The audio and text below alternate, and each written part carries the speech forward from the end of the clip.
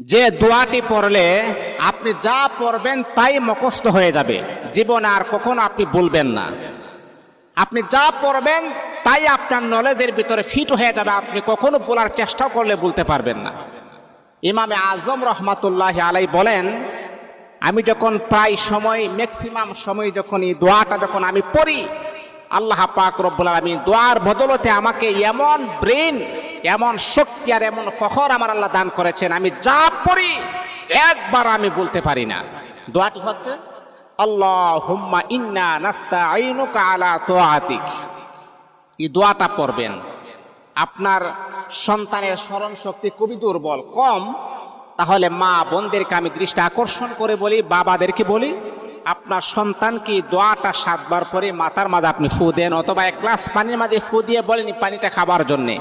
দেখবেন আল্লাহ পাক রব্বুল আলামিন আপনার সন্তানের মেধা